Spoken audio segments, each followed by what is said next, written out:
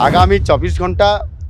Patient पाई गुरुत्वपूर्ण समय अच्छी आवश्यक हेले ताकू एयरलिफ्ट देकरी दिल्ली एम्स को नवा पाई बालेश्वर एफएम कॉलेज रे जो घटना घटी जो छात्री देवाई जो उद्यम करिसेंती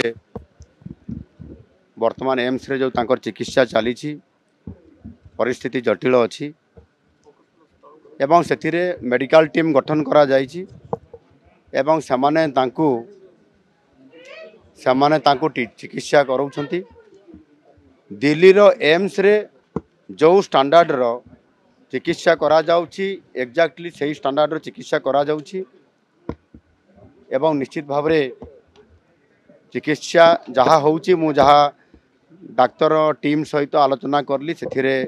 समाने संपूर्ण भाव रे चिकित्सा ठीक भाव रे करूछंती एवं आज मध्य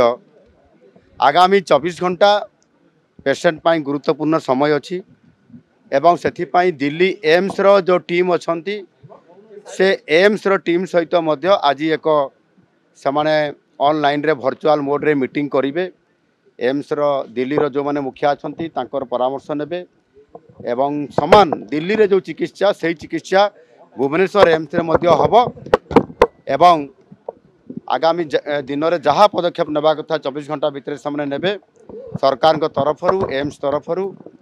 एवं तांकर झीवर पिता माता बापा माँ एवं तांको भाई तांकर सहित आम कथा हलु तांको आश्वासना देइछु एवं ये चिकित्सा दिल्ली भलिया ही हबो। द्वितीय कथा होची सरकार मध्य निष्पत्ति नहीं छंती जे आवश्यक हेले ताकू एयरलिफ्ट देकरी दिल्ली एम्स को नवा पाई किंतु वर्तमान परिस्थिति जहाँ अच्छी दिल्ली एम्स को नला भलिया परिस्थिति टिके नॉर्मल को आसी नहीं एणु जदि नॉर्मल को आसी जाए ताले दिल्ली को भी आगामी समय करा जाई पारे। बाकी जो माने ये जो परिस्थिति हैला जो घटना हेची कॉलेज रे परिस्थिति रे जो घटना को नेकरी उच्च शिक्षा विभाग तरफ समस्त प्रकार पदक्षेप निया हेची एवं जो तदंतकारी टीम गोटे जाइछंती समाने जो रिपोर्ट करिवे से आधार रे मध्य जो माने दोषी बा इन्वॉल्व अछंती समानक ऊपर सरकार दृढ़ कार्यानुष्ठान ग्रहण करिवे